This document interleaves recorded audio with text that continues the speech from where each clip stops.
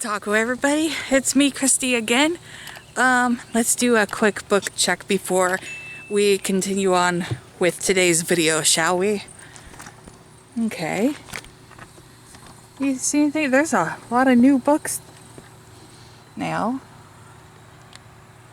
I don't see anything. Do you see anything? I don't see anything. I'll make sure y'all seeing this. Oh, there's another questionable romance novel.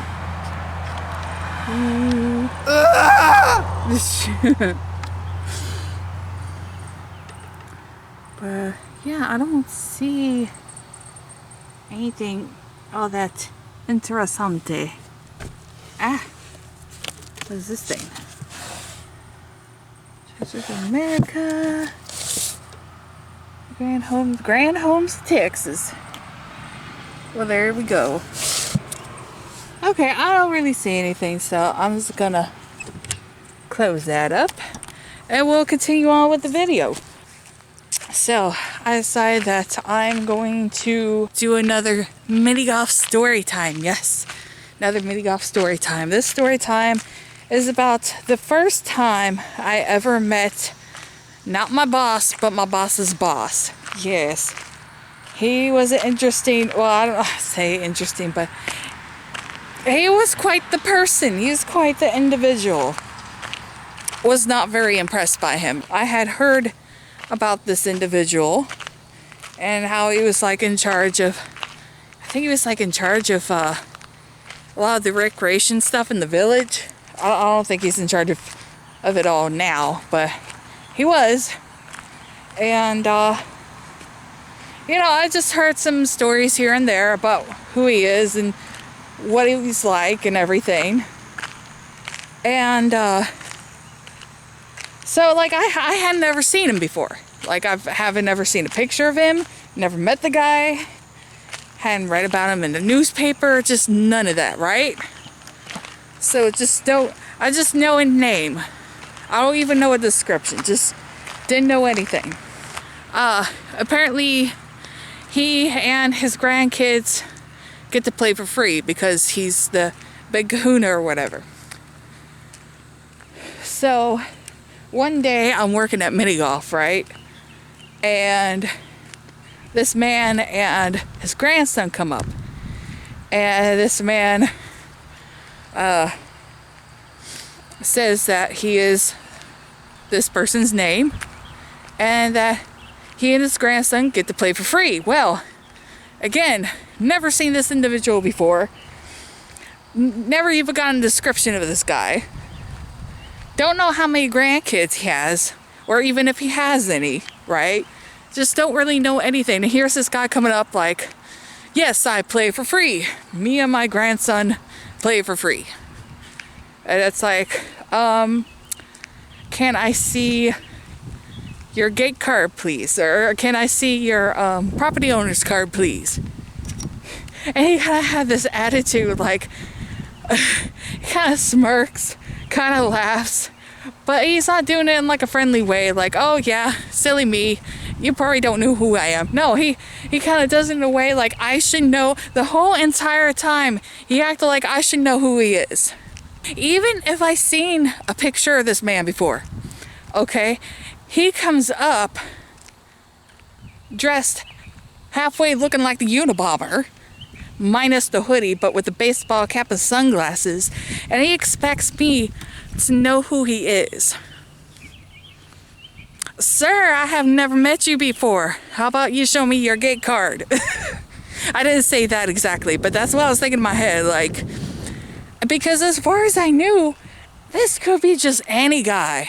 Like any old Kevin coming up and pretending that I need to walk the other way because there's like a Mom and I were walking earlier and there's like a horsefly over there, and I don't want to get bit today, so I'm gonna avoid Horsefly Alley and continue on with the story while walking the opposite direction. Yes. So anyway, as I was saying, like, here's this guy coming up, claiming that he's the guy in charge of all the recreational things, right? And I'm over here looking at him like, are you though? I have never met the guy before. You could be anybody. And he's just kind of smirking like I should know who he is. And how dare I ask him for a property owner's card? Again, have we ever met before? No? Then how am I supposed to know who you are? Exactly. Don't give me grief. Just give me your gate card and let me see who you are, who you actually are, right? So he gives me his property owner's card, his gate card, whatever. And I look at it, sure enough, it's the guy. And I'm like, okay. And again, the whole entire time, he's kind of got this air of like, oh, this is preposterous, or not preposterous, but this was silly. You should know who I am. This is completely silly. I can't believe you're asking me for my property owner's card. You shouldn't be having to prove who I am. You should already know kind of air. He doesn't say any of this, but he just, the vibes, man, the vibes. So like, I'll go ahead, I give him all his stuff, and it's like, hopefully y'all can hear me over that. So I give him all his stuff and he goes on his way. He doesn't really say much after that. It's just the whole air of this guy, right? It's like, excuse you, never met you before. How about you cooperate? Maybe he doesn't even bother introducing himself.